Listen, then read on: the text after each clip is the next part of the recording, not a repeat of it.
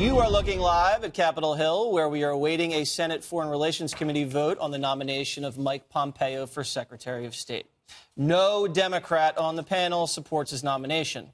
Neither does Republican Rand Paul, meaning Pompeo won't have enough support for a favorable recommendation. But Majority Leader Mitch McConnell still intends to hold a full confirmation vote this week on the floor.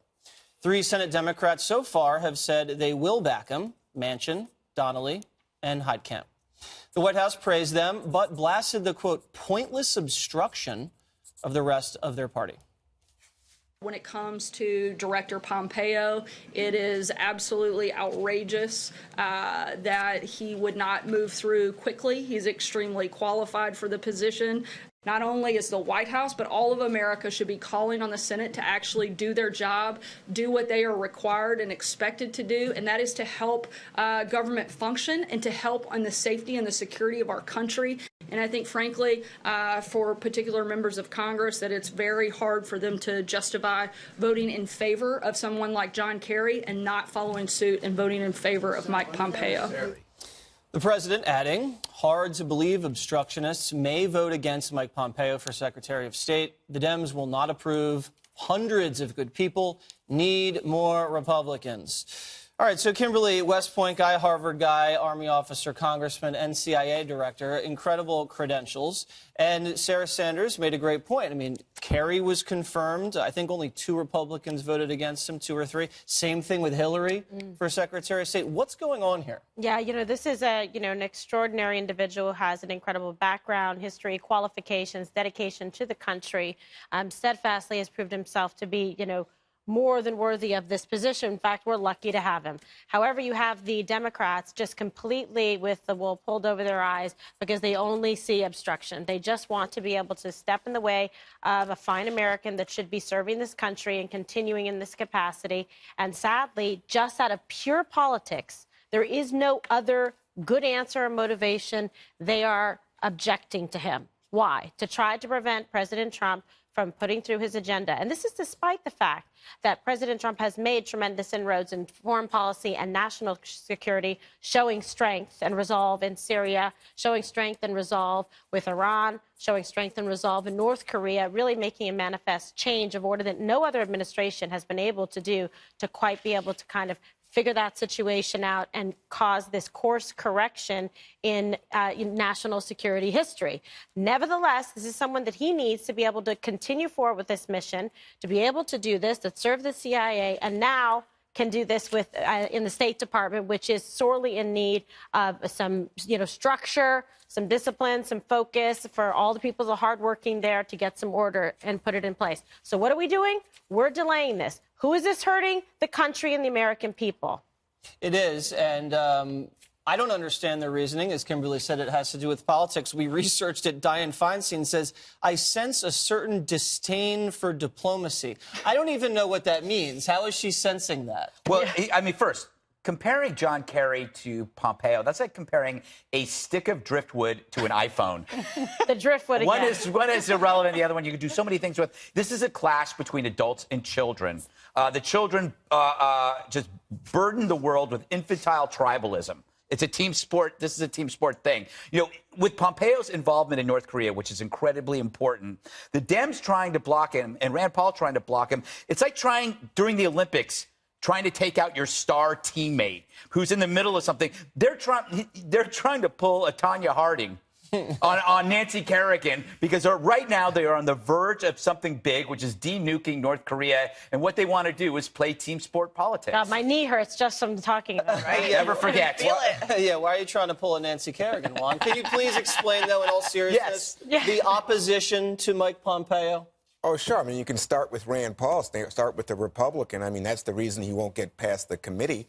He didn't vote for him for CIA, did he? Yeah, I'm just saying he's a Republican who is being very clear that he has a principled opposition to Mike Pompeo because he feels that Pompeo is indifferent to privacy concerns and has demonstrated this in the past, that he is more concerned with security and going at it in a flat way that might allow Americans' privacy and liberty to be infringed upon. And you can understand that from a conservative I can, point of from view. his perspective. Yeah, What about okay. the Democrat perspective? Well, I think for the Democrats, I mean, you may have seen, I think it was Senator Booker of New Jersey who asked him about his position on gays. And Pompeo was like, well, I don't know, I don't approve of gay sexual behavior. And you have every right to say that. The question is whether or not that will then become part of American foreign policy, dealing with countries where gays are killed or persecuted. The left And never then seemed to mind that before. Actually, They're okay, known Juan, to we be just upset have with some Sharia breaking news, law. and we're hearing that the senator from Kentucky, Rand Paul, is a yes on Pompeo. Well, Now, Juan. I think that changes the equation. Then, He's because watching the 5, Juan. I hope so. We convinced him.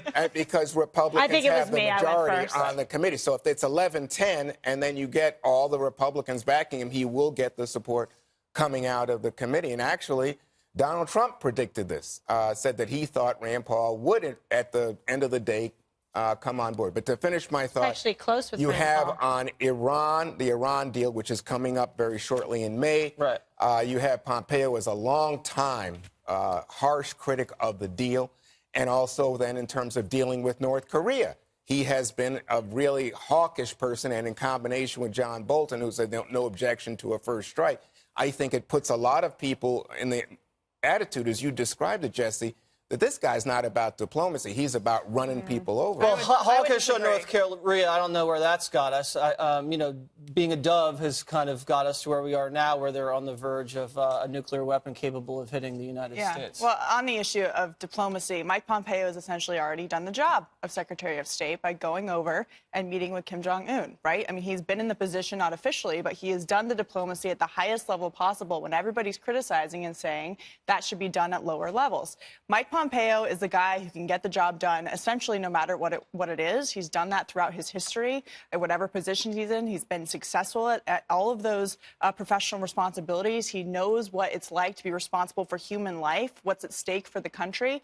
And this is an issue that has been severely politicized for the sake of being against the president, and Democrats want it both ways. They've been criticizing the Trump administration for destroying the State Department, for not having diplomats in place, for having a bunch of empty posts around the world, and yet the president has sent a number of nominations that have been obstructed around the world, and then you have him saying or nominating Mike Pompeo, who at his confirmation hearing said that he, as a priority, wanted to make sure that those posts were filled. So Democrats have to make a choice. You either are backing the State Department and national security by confirming Pompeo and allowing him to do the job to make sure those diplomats are in place, or you have to take a step back and understand that if you don't allow them to get into place to do the job for America, to represent our country in the interest of the United States, then you can't be criticizing on both of those levels. And two papers which have been very critical of President Trump, the New York Daily News and USA Today, both editorialized in support of the confirmation. One of those reasons was because what they believe Pompeo is going to do is come in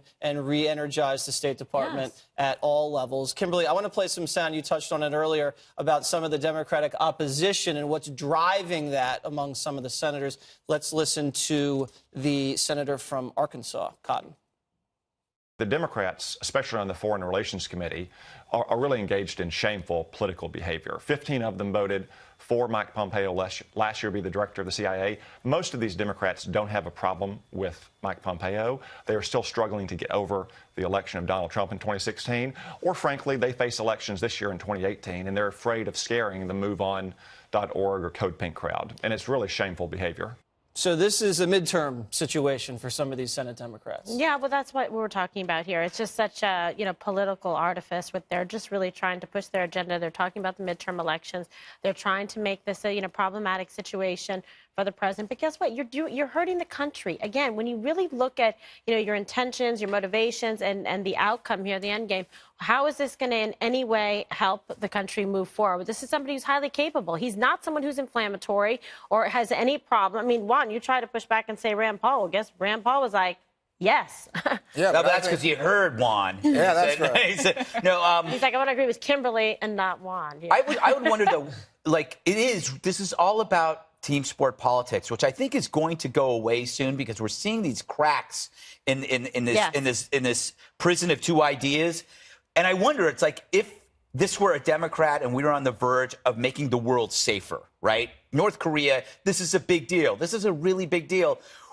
would you do this to the Democrats, or would you just want to take part in the win and say, I want to support this guy because we're going to change the world, rather than say, no, I'm going to burn the place down because he's a Republican? Right. I don't think that's the issue at all. I think the issue at hand is, do you normalize Trump's behavior in every case and say, if you disagree with him, oh, well, then people will say you're not a patriot, you're not a good... So The fact is, Trump the State Department has been totally dismantled. People are of low morale and hurt. We don't have diplomats in place. Wow. And then you say, well, but we're going to get Mike Pompeo. He will bring something back. So you got to give... I mean, come on, that's like blackmail. Well, Juan, I think when you're trying to forge some peace in the peninsula, and you made it about Trump leading that overture, if you're not going to let him get out of committee on some sort of this is about us. vote that's People don't partisanship, people That's don't right. think it's going it's to a send the good wrong vote. message to Little Rocket Man. And we're going to bring you guys the vote out of the Senate Foreign Relations Committee as it comes in.